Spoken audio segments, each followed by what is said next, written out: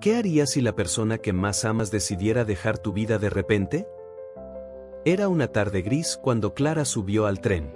Sus ojos, enrojecidos por el llanto, contrastaban con la alegría cotidiana de los viajeros. El aire olía a café recién preparado, y el suave vaivén del tren no lograba calmar el torbellino en su pecho. Había dejado atrás una relación que creyó eterna, y ahora sentía que el mundo, con su incesante movimiento, la arrastraba sin compasión. Clara buscó un asiento junto a la ventana, ansiosa por esconderse del mundo. Apenas había apoyado la cabeza en el vidrio frío cuando una voz suave interrumpió su soledad. ¿Te molesta si me siento aquí?, preguntó un hombre de mediana edad con una sonrisa cálida y un sombrero ligeramente inclinado hacia un lado.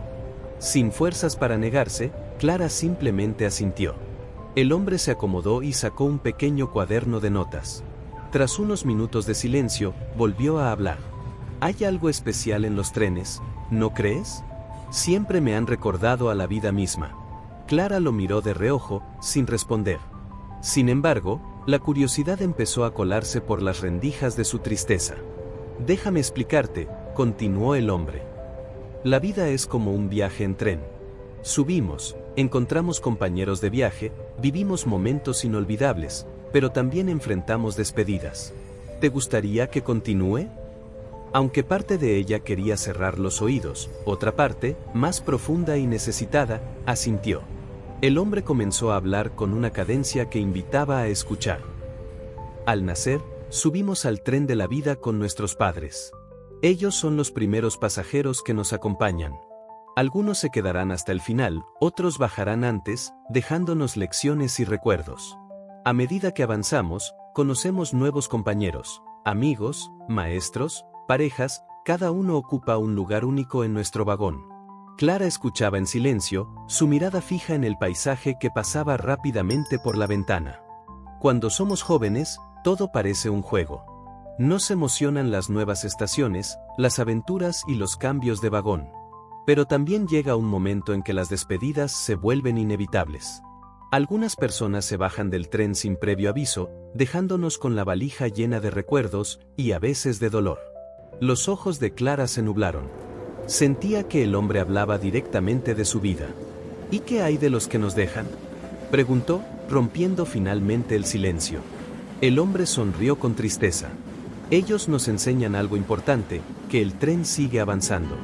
Cada estación tiene su propósito. Aunque en el momento duela, esos encuentros y despedidas nos hacen más fuertes, más sabios».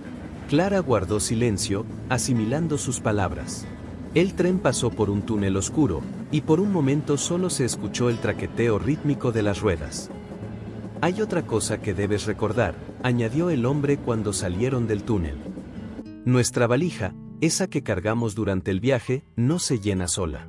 Cada experiencia, cada persona, cada decisión que tomamos la llena con recuerdos, lecciones y amor. Es nuestra tarea decidir cómo queremos que se vea al final del viaje». Clara se giró hacia él, sus ojos reflejando un brillo renovado.